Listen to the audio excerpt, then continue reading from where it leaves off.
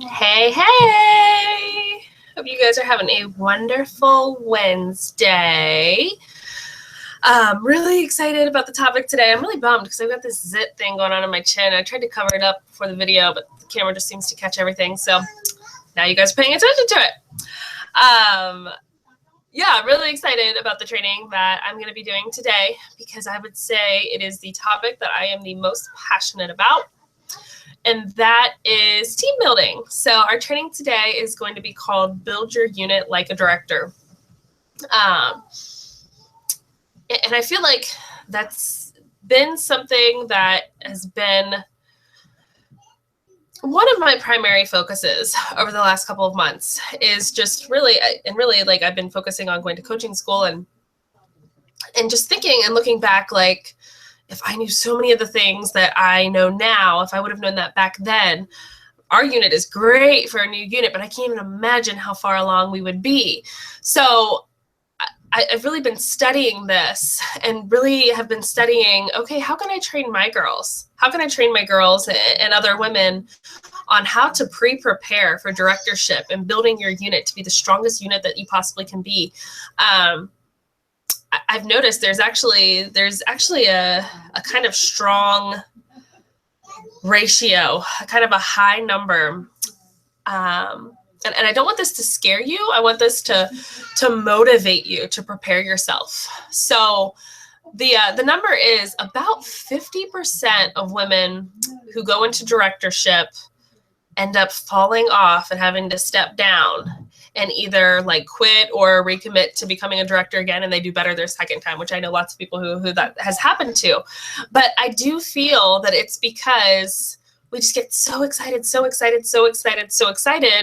that we forget to prepare ourselves. And I think a lot of us feel that when we reach directorship, that's like the end of the tunnel. Like, oh, all this hard work. Now I just get to like kick back and put my feet up. I know I felt like that. I took like an entire 2 months off, like 2 months after like I debuted as a director. But really, it really truly is it's the start of your business. It's the start of really where the money starts increasing, and your paycheck is a direct result of the work that you put in. So preparing yourself ahead of time on what to expect and building your unit like you were. I hear something in there. I'm at my grandma's house. They're hollering about something. Anyway, building your unit to be a strong unit before you ever even debut. So the first thing that I want to talk about is working at your own pace. And I know the one thing in Mary Kay that I love and hate is that we share other people's success stories and like results. Like we promote, like if somebody gets a promotion or if somebody like does like a perfect 8, like we promote that and everybody can see that. And it's your responsibility to just have it in your heart and your mind that this is your race. You're not running their race, you're running your race. And you have to work at your own pace. And your story is not going to be the same as my story. And my story is not going to be the same as her story. And her story is not going to be the same as your story, because we're all different. And if your story was the same as my story, then that wouldn't make us unique leaders. And I really do believe that God creates leaders for the people that they're in front of. So I really do believe that God created Katie to be my leader, and that if I would have been under somebody else, that I would not have been as successful as I am. But then there might be other people, like there might be other people in Bly's unit, let's say, who would not be as successful if they were in Katie's unit, because I really do believe that we are created for our people, and we really have to believe that ourselves. We have to believe that ourselves. So just knowing that you are going to be running your race, and it does not matter if getting directorship takes you 6 months or 6 years. It doesn't matter, because God has a plan for you. He has a plan for you. And another thing that I believe is that if, say, in God's plan, let's say you cheat your way into directorship and you don't do it how you're supposed to be doing it, I believe that God will not let you succeed in that way. I really do. I believe he will not let you succeed because that was not his plan for you. So I want to let you know that God's plan for you is to not go into directorship and be on the final day of DIQ month 4 and you still need $3,000 and you put it on a credit card. I don't believe that that's God's plan for you. And I don't believe that's setting you up to be a strong director. I believe in doing things the right way, doing them the right way. And so working at your own pace and working like it's all up to you and praying like it's all up to God and just trusting that God will put you into DIQ and directorship when he knows and feels that you are ready, and just trusting that. The next thing that I want to say is quality over quantity. Quality over quantity. I can tell you firsthand that, and I know you guys have heard me say this before, if you've been following this series even at all and you're not in my unit, we refer to Susans and Susies. And Susies are the women who are not quality prospects at all, Susies. And then Susans are like the quality prospect women, usually people who intimidate us. I can't tell you how many Susies that I chased after in my consultantship in DIQ. And in fact, to be honest, my entire 10 of the DIQ team, with the exception of 1, were complete and total Susies. All of them, I practically had to beg to get their starter kit. And 2 of them, I think, won a starter kit, like they wanted $100 at an event, and that's the only way they would have gotten it. I had to go because Katie didn't throw debut parties unless you came in as a star. I do it in my unit if you come in qualified, but none of these women came in as that, and they wouldn't even work their way to sell $450. So I went and I threw a debut party for every single one of them. Every single one of them I threw a debut party for, and I got the money to come in for them, 225 orders. And then only 2 of them ever placed another order after that. And so that was a complete and total waste of my time, because I think all of them fell off, and I replaced all of them to finish DIQ. Yeah, I'm pretty sure that's what happened. So just quality over quantity. If you are having to chase a person to be on your team, then they're probably not meant to be on your team, because smart women understand what this business can be for them. Even if it's just like the positivity and the pink bubble, like smart quality prospects, Susans, will jump on that. If there is anybody that you are chasing after and you are having to text over and over and over again, they are not going to be of any assistance to your future unit or your team. And in fact, I would even go as far as saying is that can especially because a lot of those people are people that you know for the most part, you know them, they're your friends. It can kind of put a weird friction in friendships. I think all those people that I recruited that were like my 9 people, like before my 10th, which was Lindsay, put me into DIQ. Now we all have like this really weird, like frictiony type relationship because I was texting them over and over and over again, and that'll cause anybody to get kind of aggravated. And so just don't put that pressure on yourselves, and don't put that pressure on them, because honestly, they probably are not going to be good team members for you. And I can't really think of anybody who did that to me that was a good team member for me. My quality people, I really didn't have to chase after them.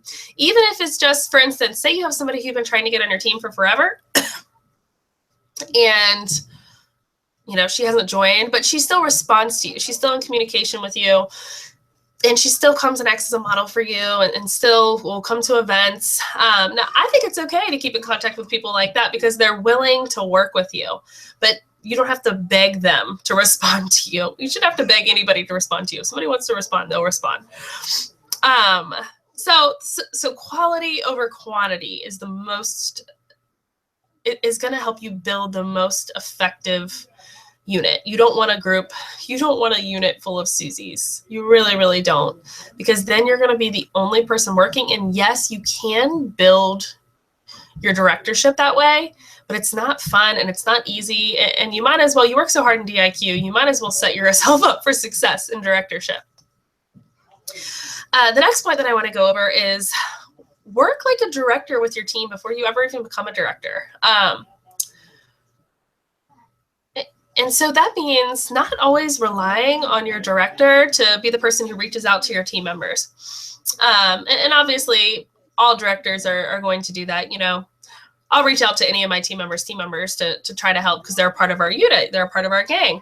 But if you really want to see people like take off and really just stick with you throughout your directorship, work with them like you're your director before you're ever even a director. So sending them little love notes and saying, you know, like, hey girl, like I believe in you. You're doing great. Good job on your perfect date. Good job, you know, your first full month and adding a qualified team member. Good job. Like affirming them, constantly affirming them. Like no matter all women need affirmation, and everybody, Mary Kay, even if you're like top people who are just killing it, they need to be affirmed. They love to be affirmed. And, you know, that's another thing that got me through my DIQ so quickly is because, you know, they kind of, your recruits, they kind of look to you like their mama bear. They really do. And they want to make you proud and they want you, you know, obviously we accept our people no matter what, but they want to feel that acceptance from you. So just affirming them and letting them know like, girl, you're enough. You're doing great. Just keep it up. And then they will stick with you. They will stick with you. Trust me, they will. Ask them how they're doing in their business and how you can help. And that doesn't mean just, you know, sit there and let somebody vent to you if they're not doing well. But how can you help them? Would, you know, letting them shadow you, would that help them? Would meeting up for coffee and just going over some things, would that help them? Have you personally gone through your recruiter's checklist for everybody that you've recruited? Do you have a recruiter's checklist for everybody that you've recruited? And have you done those things for those people? That recruiter's checklist, that is like a great way to keep team members. And usually about 50% of who you recruit, well, actually, no, I think it's a third. 1 in 3 people of who you recruit will ever actually do anything with their Mary Kay business, which I know is like a crazy number, but I will tell you that you can make that number higher. You can make it more like 2 out of 3 or all of them by doing everything that you need to do by going through that recruiter's checklist. And if you don't, usually I send that to all of my recruiters when they recruit somebody. But if for whatever reason I didn't send it to you or my assistant didn't send it to you or you haven't seen it, you can get it under my website and it's under, I think, training files and then like team building. So you can find your recruiter's checklist on there. Yeah. Okay. So the next thing that I want to go over is remember that they are watching you. Remember that. And setting the bar and setting an example out of yourself, both behavioral and work ethic, is really, really important because remember, you will most likely be their director someday. If you work hard enough, you're going to be their director someday. And, you know, if they've watched you, if they've built your unit for you, you know, if, you know, let's say that you go into DIQ and then your team members start counting and they're literally the only people working, or say right now I don't know where you guys are all at in your business, but say that your recruits are watching you and they're doing, you know, perfect 8s or whatever, and you're not doing any level of the perfect program, or they're recruiting people, or they're doing career surveys, or they're participating in things that you're not participating in. You're setting an example for them and they're watching you. And then when you go into directorship, they're not going to respect you as much because that makes people feel like you're just sitting back and kicking your feet up and letting them do all the work while you're collecting money off of it. That's discouraging. Like that's super discouraging. And I know how that feels as well because Katie was not my recruiter. So yeah, just setting an example with your work ethic. You should be working harder than any of your team members are. And I know I said, don't look to the left, don't look to the right. So don't base your success off of, you know, how well they're doing. If they're doing well, that's great, but you need to be trying your hardest to keep right up there with them and be happy for them whenever they're doing well. That's another thing that I've seen happen with consultants is whenever you recruit people and they start doing really well. I know it's really easy to get discouraged. But make it like a fun, friendly competition. It doesn't have to be like, oh, I have to be better than you kind of thing, but make it a fun, friendly competition between you and them. And they'll respect you for that. They'll love you for that. And, you know, they're going to respect you a lot more for that than they will if you kick back and you prop your feet up while they're working really hard. Because then everything that you've taught them and everything that you've promoted to them and everything that you've shared with them gets really discouraging. It gets really discouraging because it just feels like it was all just it feels like it was all just for you to get them on your team. And then they kind of stopped believing about this whole Mary Kay thing.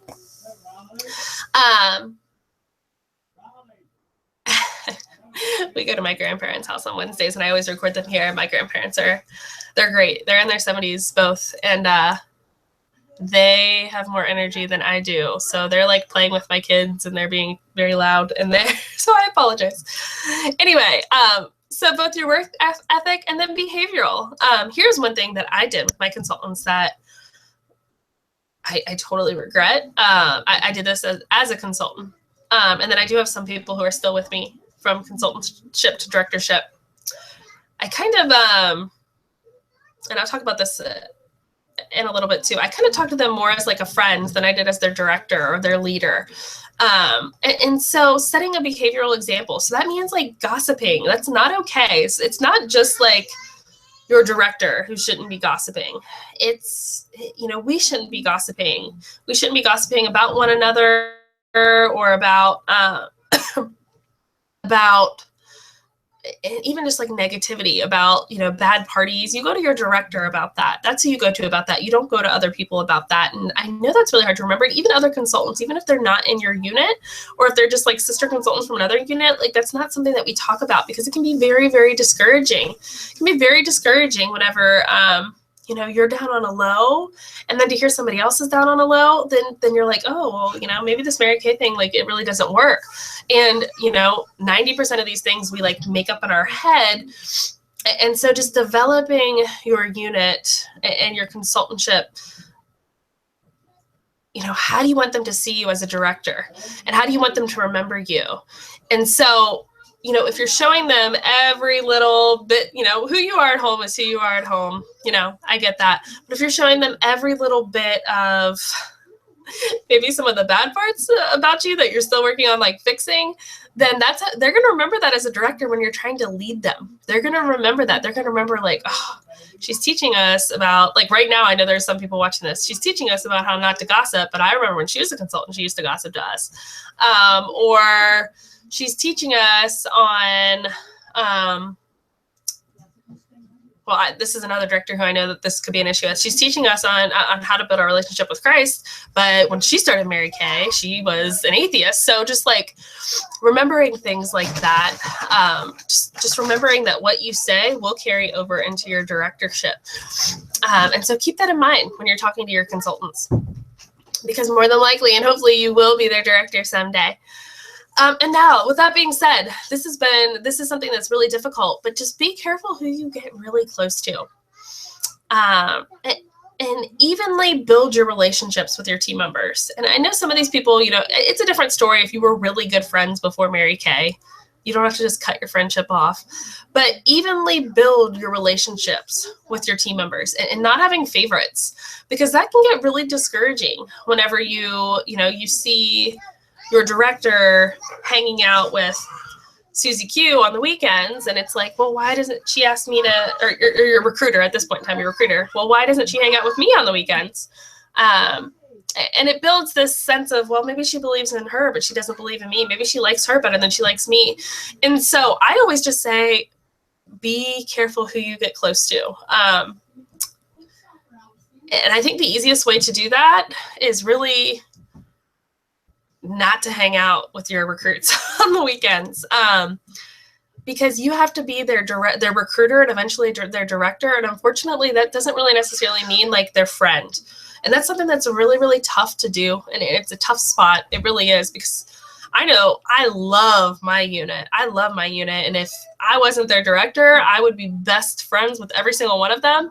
But I do have to distance myself from that. And that's something that you have to do as well. So, don't hang out with them really on the weekends. Like, if you have your girls' night out for your perfect girls' night out or something like that, then hanging out with them is okay. Or, maybe after your unit meetings, you go out and you get dinner and like a quick drink or something. But becoming like best friends, it's hard for me. I'm like, okay, my best friend Jenna, like I love Jenna to death, but Jenna could never be my director because I could not, I know too much about her for her to be my leader. I just know too much about her.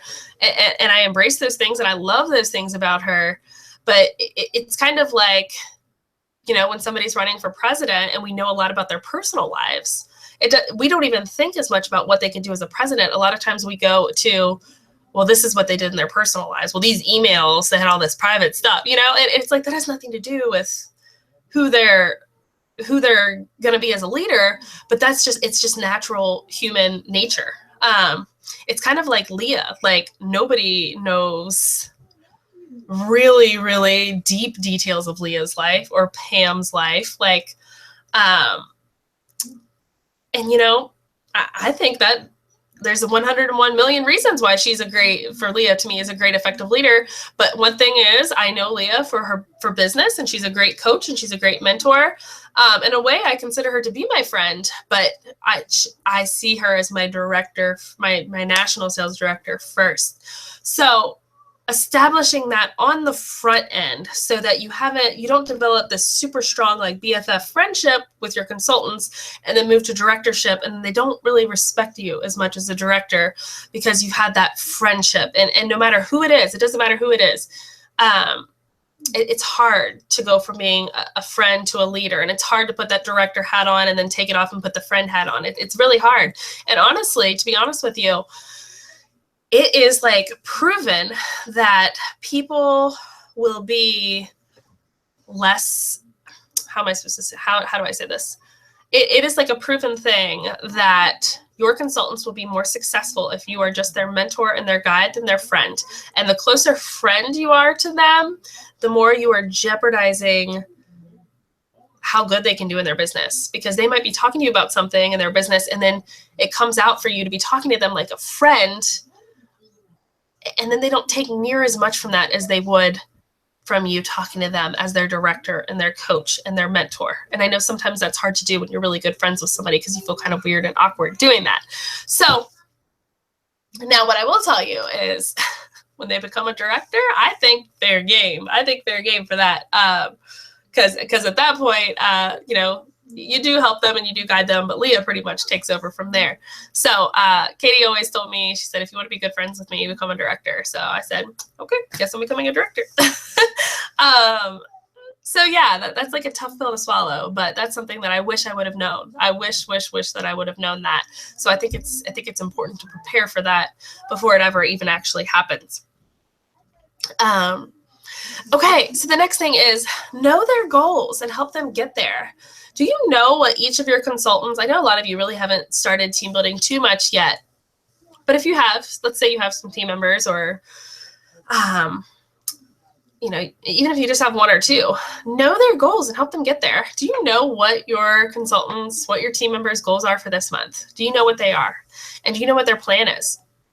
Sometimes if you have more than one person on you about your goals, you feel a little bit more accountability. So like, how awesome would it be if you had a goal, or say your team member had a goal and I was not only asking her about her goals and how she's going to get there and coaching her through that, but then you were as well. Can you imagine like how much more driven she would be knowing that there's not one, but two people like on top of her about her goals and like how she can get there. And then not only that, like two people who believe in her. Like some people, like until they come into Mary Kay, they don't really know anybody in their lives who believe in them. So just breathe that let them know that you care about their goals.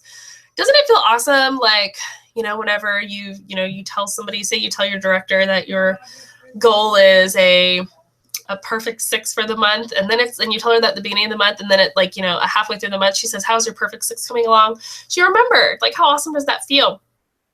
So make sure that your consultants know that you know their goals and you're willing to help them get there. You know, meet up with them for coffee and talk about your goals and see what their game plan is for the month. Does their date book and their activity match with what their goal is? You know, if somebody tells you that their goal is perfect 12 for the month and they've only got 5 appointments on their date book, then you have to step up and say, look, girl, like I believe in you. You can do that perfect 12, but you cannot do that with 5 appointments on your date book. And sometimes they just need that rawness and that realness. You know, you can't do that with 5 appointments on your date book, but how can we get you another 19 appointments on your date book for the rest of the month? So that you hit 24, we know half will hold or cancel, so you hit 12. So express empathy for them when needed, but no complaining. this is another thing. Say one of your team members comes to you and they're discouraged, they're down, they're going through a rough time in their business. Express empathy. It's okay to express empathy. It's okay to say, oh, girl, I'm so sorry that you're going through that. I'm so sorry that you're going through that. But where the line needs to be set is saying, oh, girl, I'm sorry that you're going through that. What can we do to assure something like that doesn't happen again? What it's not okay to say is, oh, girl, I'm sorry that you're going through that. I totally know how that is. I've been feeling the same way. Like, I've been holding so many parties and appointments and they're all canceling, and all these career surveys are canceling. And it's just like, oh, it's so annoying. I'm like right there with you.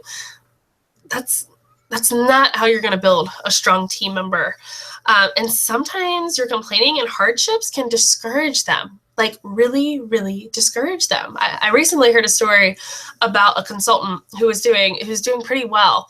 And, she hung out with her recruiter one day and they got to talking, and her recruiter started talking to her about, all these things, all these failures that she's had in her business, all these failures and all these things that have went wrong in her business and all these different things. And then the consultant said, I don't really know like the whole story, but something to the extent like that. And then the consultant, when she came out of that, even though she was doing great in her business, she felt really discouraged. It's like, man, this is a girl who like recruited me. This is a girl who made me believe in Mary Kay. And then to hear that she's going through all of those things, like, is that going to happen to me? Like, so just know that what you choose to talk about, and I know this is like kind of been the generalized theme of this, but I don't think we realize how important that is. Like, how important that is, like what it is that we talk to our consultants about. And really, I think the main thing is your business is the main thing. I think it's okay if every once in a while, you guys, well, you know what, it's not okay. I'm not going to say it's okay. The main number one thing is talking about your business and your hardships in your business. Go to your director or go up. You have to go up. You're not going to get any leverage at all talking to other consultants and talking to people you've recruited. You have to go up. So your director, other directors, national sales directors, like professional mentors, professional, coaches, those are the people that you're going to go to try to strengthen your business. And really, complaining, my husband's favorite quote is, worrying is like a rocking chair. It gives you something to do, but it doesn't actually get you anywhere. And I think the same thing about complaining. Complaining is like a rocking chair. Like, what has complaining ever done like good for anybody? Like, I can't tell you how many times in my lifetime I've said, I know I just need to vent. I'm sorry. I just need to vent. But really, like, yeah, I might have felt better for a second. Like, I feel so much better now that I've vented. But for how long? How long did you actually feel better? Was it a couple minutes, couple hours, couple days? Like, does that actually fix the problem? I don't think venting actually fixes the problem on anything. So not participating in that kind of conversation with your consultants and not sharing with them the hardships in your business. And if they come to you with the hardships in their business, and really they can come to you. They really can, because if you think about it, you're their leader and they're, the rules to come up. So they're going up. But you've got to know how to handle that before it ever even happens. You got to know how to handle that and how to go about that.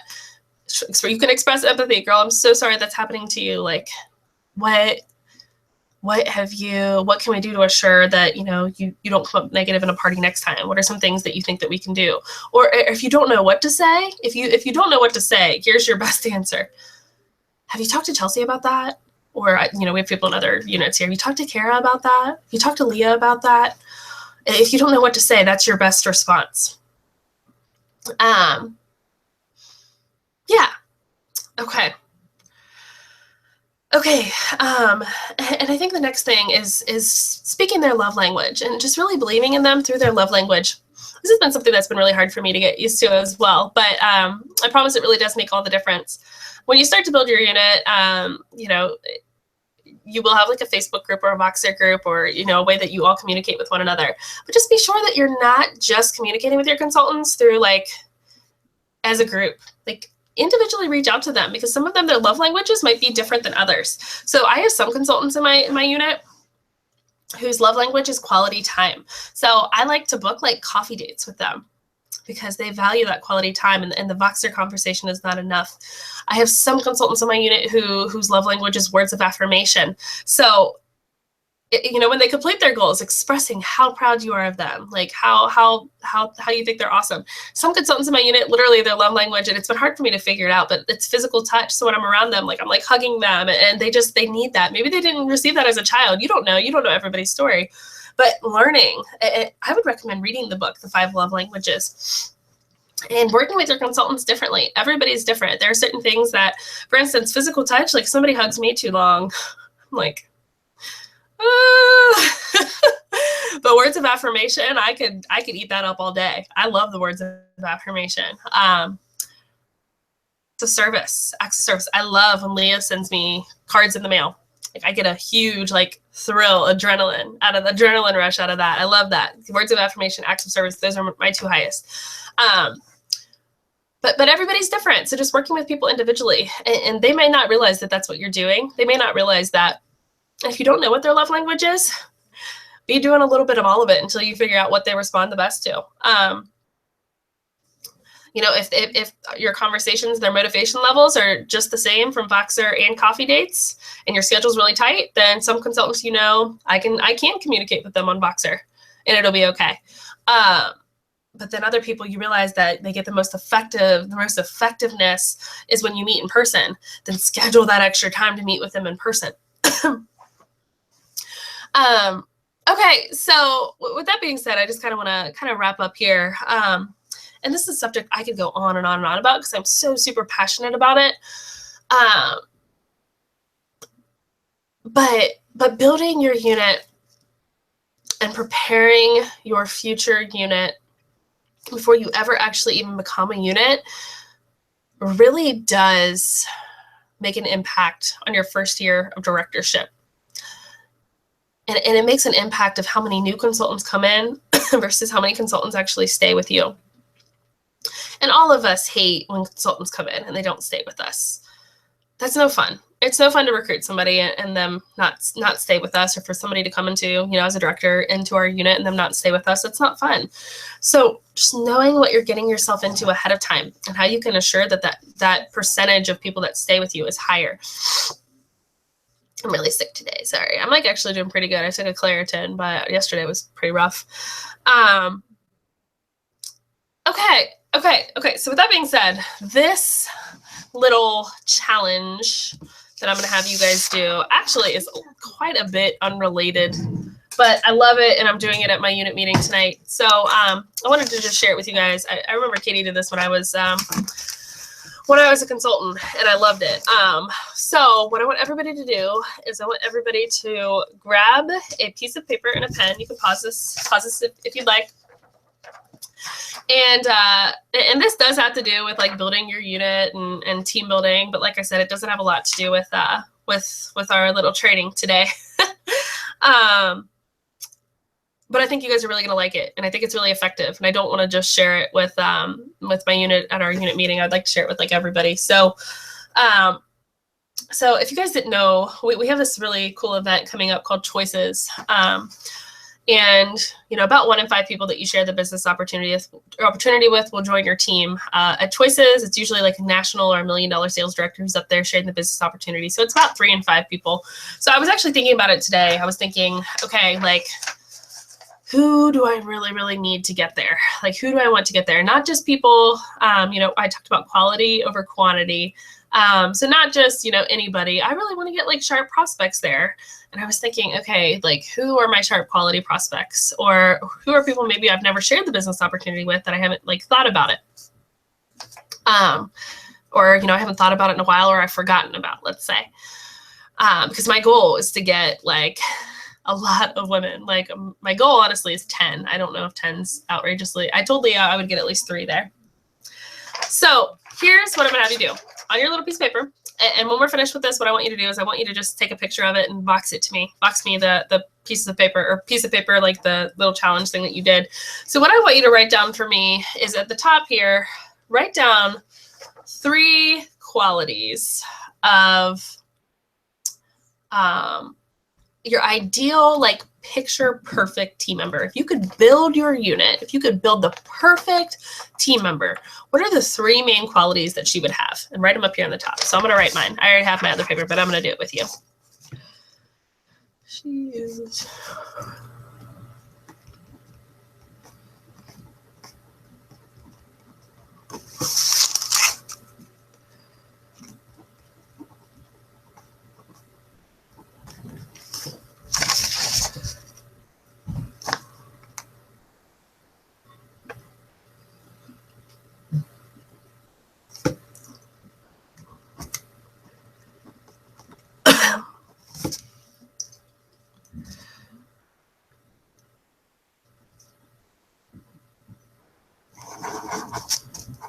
trying to come up with 3 separate ones that I didn't do before.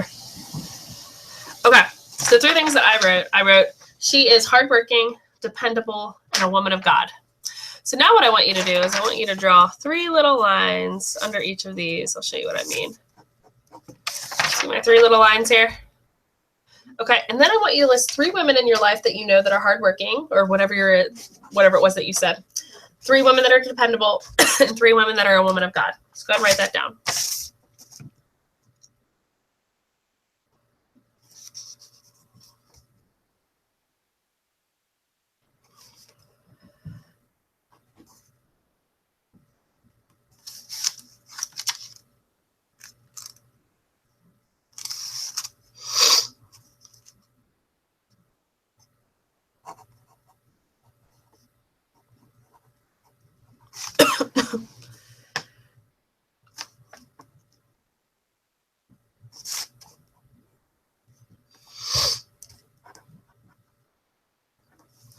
Okay, so I wrote mine down.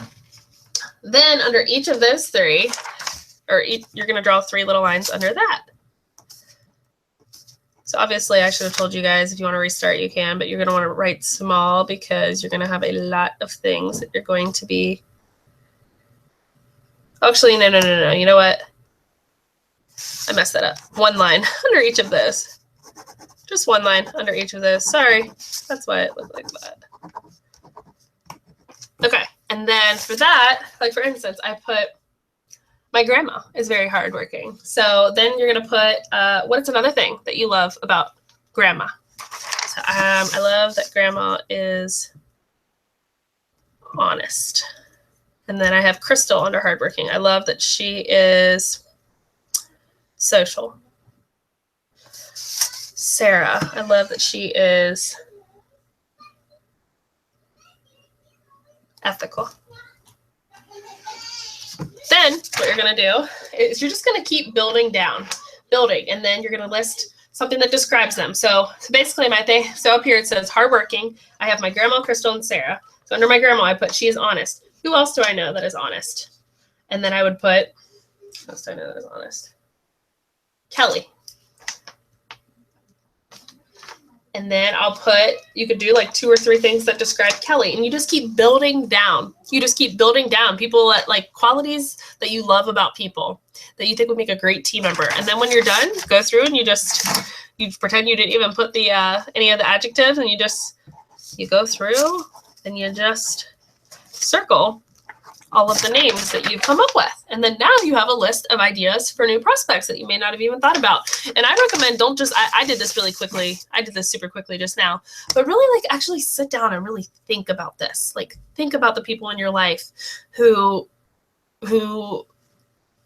maybe you have not thought about before, or maybe you need to go back to, or maybe they've been on your chicken list. Like for instance, my grandma, I've never shared the business opportunity with my grandma, but maybe I need to, maybe I do. So just coming up with some good ideas. And I thought this would, with some March events that we have going on, especially the Choices event, I thought it'd be a really good way for you guys to come up with some great new ideas for leads and for people to attend this event. So all right, well, that's all I have for you guys today, and hopefully you took a lot out of this training. So look forward to next week. Next week's our last one. It's our last one. I'm sad. Okay, well, I'll see a lot of you guys tonight on our Zoom unit meeting. Bye.